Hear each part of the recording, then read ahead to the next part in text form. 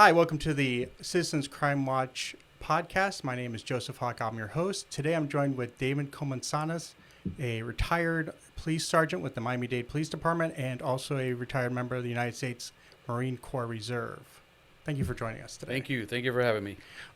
So recently you were given an award by the Citizens Crime Watch recognizing your volunteering in our community, and you made a statement during during your remarks that really stuck with me, and it was, I'll paraphrase, but basically, as a public servant, you're called to serve, and regardless of whether you've got your badge on or not, you want to continue to serve. I imagine, and from knowing folks, that's something that a lot of people who are either first responders, public safety, or military want to do after they've left their career. So you're here with Team Rubicon. Yes, I am. And this is an organization that will help get those who feel that call to serve into their communities? Yes, it is. Team Rubicon is it's a nonprofit organization. It's a 501c3. It was created back in 2010 after the earthquake in Haiti. Our founding member, after the earthquake, had just left the Marine Corps, and he felt the need to go and continue serving, like a lot of the veterans and a lot of our first responders in our community do. So what he did, he organized a small group of friends, and they flew into the Dominican Republic, and then eventually they went across the border into Haiti. When they went into Haiti, they came across a hospital that had been destroyed because of the earthquake, and immediately his team started helping out, rendering medical assistance, and that was the first operation that Team Rubicon was actually a part of. Again, back then, they didn't have a name, they didn't have a mission, but after he got back from that operation, he realized, I need to create an organization that can help other people when in their worst times.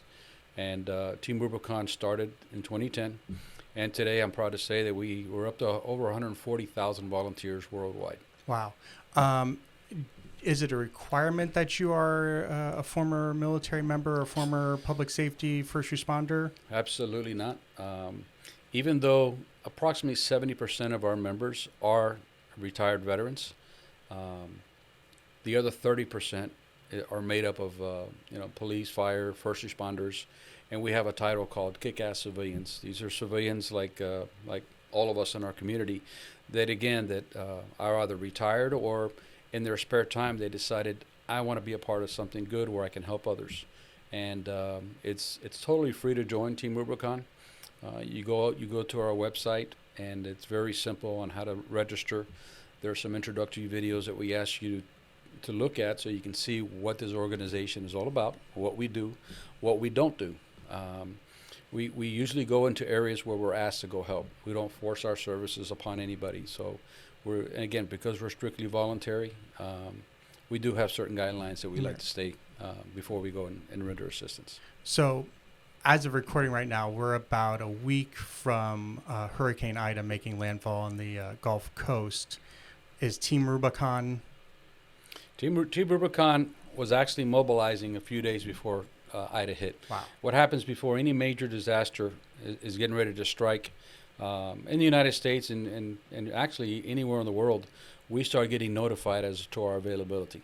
So as that storm hits, for instance, in Ida, we have reconnaissance teams that go in, and their job is to see what type of need is going to be requested after the storm passes.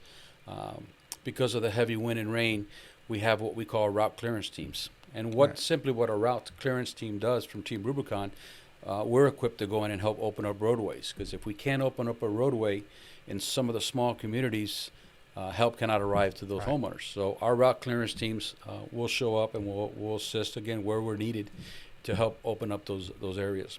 One of the other things that our reconnaissance teams will assess is what other type of assistance that community is going to be needing. If we have an area that was hit hard with wind and we have a lot of downed trees, we have a group within our organization which are called sawyers, and it's basically personnel that have been trained to handle chainsaws.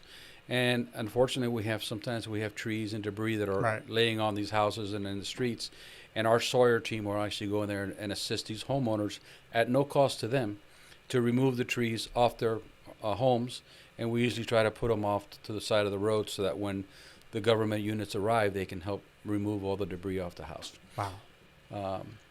If we have an event that has a lot of water and we have water that goes into the homes, we have another set of volunteers where we were actually going and help those homeowners assist them in removing anything that's been touched by water out of their house. It's very important that when water goes into a home, mold will start setting in within a few days. So we assist with removing all that stuff out so that when the rebuild starts, it makes it easier to rebuild a home that has very little mold in it. Exactly. Speaking of that, we were talking before we started recording, and you were telling me about the Team Rubicon is active right now in Tennessee after the flooding that they had earlier this month. Yes, in Tennessee, the same thing. Tennessee, unfortunately, was an event that brought a lot of water to that area. We had a lot of water damage in the homes. So we have teams that are currently working in Tennessee, and the way they do it is that they rotate our teams 1 week at a time. We'll go in, and for 7 days, that those teams will be assigned tasks depending on where our recon units have actually identified where the help is needed, and they'll go and they'll render assistance to those homeowners, either with removing stuff from their houses or cutting back the trees that have fallen onto their properties. So, you guys get involved with natural disasters, but we were talking before about, and everyone's been dealing for the last year and a half with the COVID crisis. Mm-hmm. And one of the things we recognized you for was your work in our community during COVID. So what's Team Rubicon been doing during the COVID crisis? What Team Rubicon has not been doing. Team Rubicon, what we did is that once COVID started, again, a lot of our volunteers are veterans and law enforcement, and it's hard for us to stay home and not do anything. So there was a need for Team Rubicon. Initially, a lot of food banks were started all over the country. So what we started doing is that we jumped in and we helped out with either traffic control at these food banks. Here in Miami, what we did is that we partnered with Farm Share down in Florida City, and they had a great need to help put together the food packages that were in turn distributed throughout the county afterwards. So we would send teams of volunteers to help them package all the food that would be delivered to all the area nonprofits afterwards. After the testing started, all throughout the country, we were getting requests to assist with either traffic control, site control. We do have a medical component of Team Rubicon, where we have doctors and nurses and medical personnel that are certified and that have also want to volunteer and assist. So in some areas, we were actually asked to actually manage testing sites, and then recently we started actually managing vaccination locations throughout the country, where we've been asked to assist. And when we were talking beforehand, you mentioned that Team Rubicon is the first North American NGO that's been rated by the World Health Organization as a Type 1 emergency medical team. That's pretty impressive. That is impressive. It just shows the level of dedication that our volunteers bring to the table. Again, we're not limited to the United States. When a hurricane hit the Bahamas a few years ago, we had doctors on the scene right away assessing. And then for about 2 months, we actually had waves of volunteers that were going to the Bahamas to assist with the recovery of what was going on the islands. Wow. So, we're not barred by any countries. Wherever we go, we're asked to go. We usually try to go and assist. Yeah, when we were doing the pre-show talk, you had mentioned the medical teams are down. There's 2 units down in Uganda. We have some medical teams with Uganda, and unfortunately, the COVID has hit some of those countries really hard, and we've been asked to go and assist with the vaccination and just overall helping people in countries that may not have the resources that we have here in the United States to assist them in dealing with this pandemic that has really impacted them greatly. So, we were talking about this and doing research for it. Mm-hmm. This is an organization that is really impressive to me. If someone wanted to get involved, now we mentioned, if you're looking to volunteer, you go to the website, which is teamrubiconusa.org. Correct. If I wanted to donate, you can also go to that same website. Mm-hmm. Once you go to the website, you can either, it'll show you where you can donate. It'll show you where you can volunteer. You could also see the history of Team Rubicon and how we were started and what our ongoing operations are. So that website in itself can pretty much direct you to anything that you really want to do. We are privately funded, Mm-hmm. so we have numerous corporate sponsors that feel the need that that are on board with what we're trying to do and what we're trying to accomplish in helping our fellow mankind. And so we rely heavily on a lot of private donations to be able to do what we do.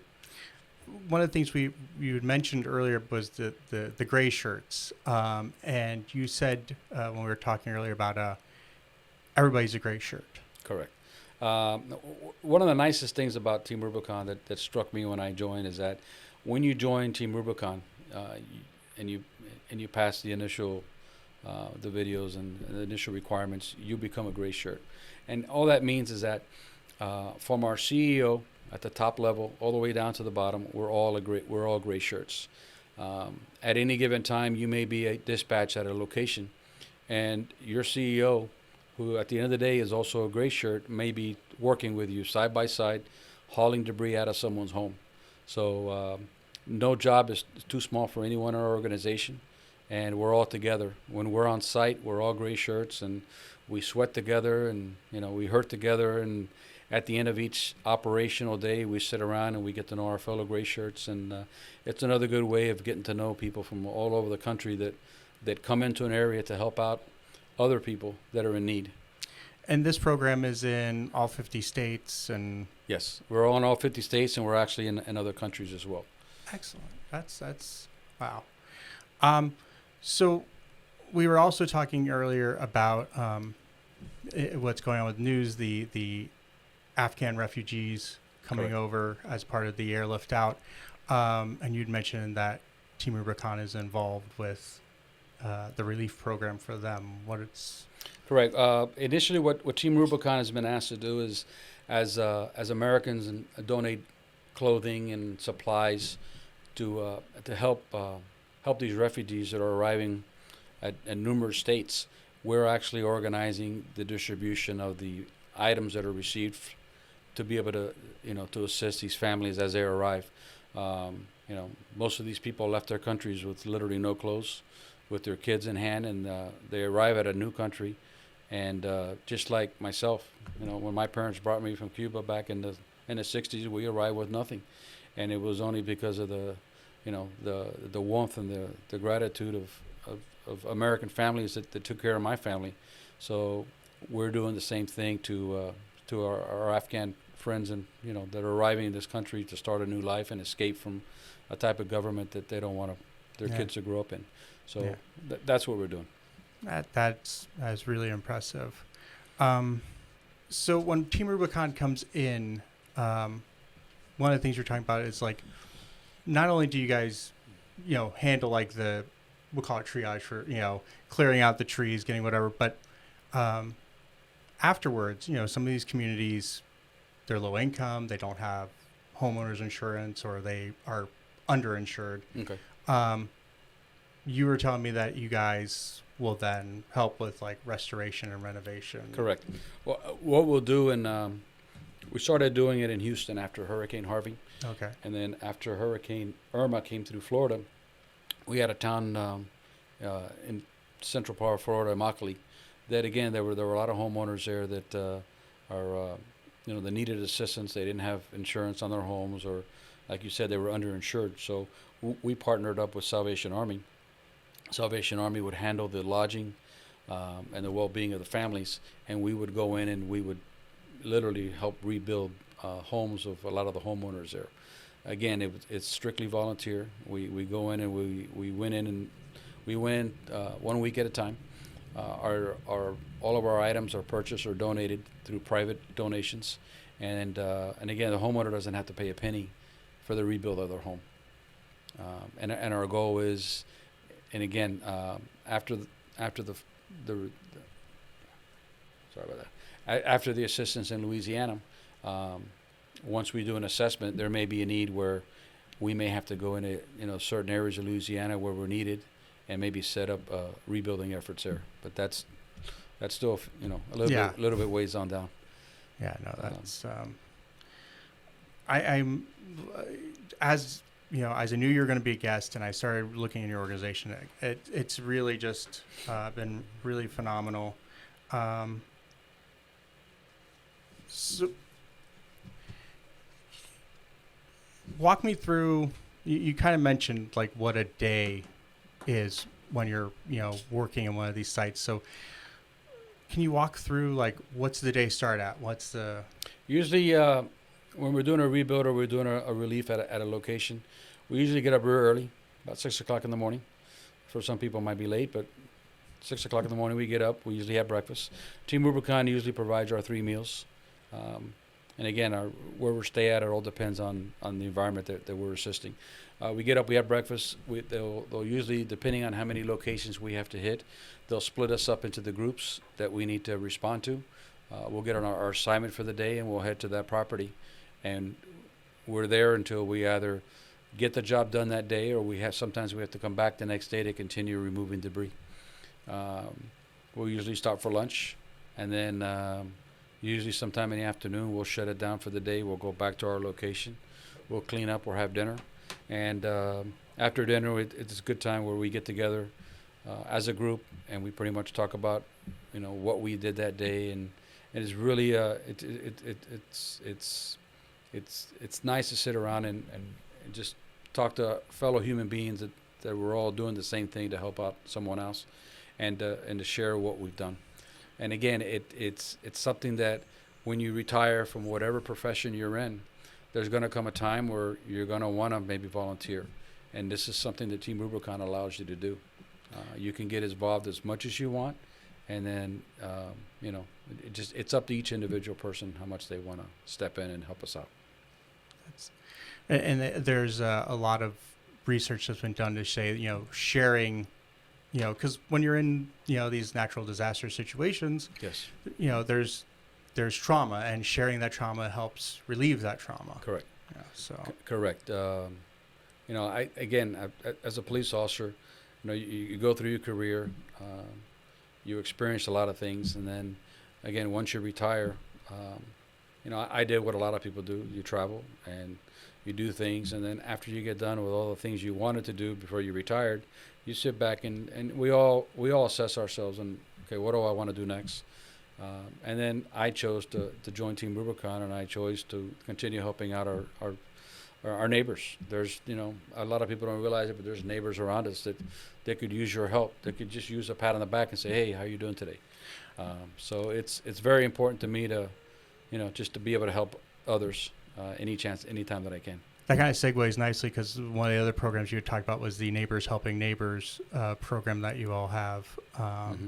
You want to explain that? Neighbors Helping Neighbors was started last year during the COVID, and we had so many people that wanted to go out and help, and because of the COVID, a lot of the operations were shut down, and not just with Team Rubicon, but other organizations that we would partner with. There are a lot of things they weren't doing. So what Team Rubicon did is that they created the Neighbors Helping Neighbors, where if you had an immediate need that you became aware of, in order to wait a few days to send it up and get an approval, we were given the permission to go out and assist that neighbor. And again, each Team Rubicon member had to assess, is it safe for me to do that? And based on your own personal decision, we would go out and we would assist. I did food deliveries. I did some lawn maintenance for some elderly people that just unfortunately couldn't. Their gardeners weren't. Unfortunately, a lot of people weren't working last year and didn't want to go out. So if I had neighbors that needed assistance, and it's something as simple as taking out the garbage for an elderly person that usually someone else did it. And again, those are things that Neighbors Helping Neighbors is set up for. That every part of this country has different needs. Your neighbors, every neighborhood has different needs. So what I could do here in Miami, another Team Rubicon member in Tennessee had a different need to help out. So we ask you to go ahead and do it. Let Team Rubicon know what you did, and then at the end of the day, they actually compiled a list. So last year alone, we had 13,940 individual acts of service under the Neighbors Helping Neighbors operation. So Wow. so again, it's incredible what one person can do to someone else. Just like that movie, Pay It Forward. Yeah. If you can help somebody, that person might be able to help somebody else, and it just multiplies. And at the end of the day, it makes this place a better. Absolutely. It makes our neighborhood a better place to live at. I think that was how you ended your remarks when you got your award. Was I think let's so, make yeah. let's make this place a little better than we found it. Yes. Which I can't agree with that more. Yeah. Really want to thank you for coming, David. This was a great conversation. You're a great organization. In the video description, you will find links to where you can find out information about maybe registration, where you can find information for donating. You also find links for Citizens Crime Watch in Miami-Dade. Also, want to ask you to like this video, follow us, hit the bell for the notification so you don't miss any of our new videos. So thank you all for tuning in this week. Look forward to talking to you real soon.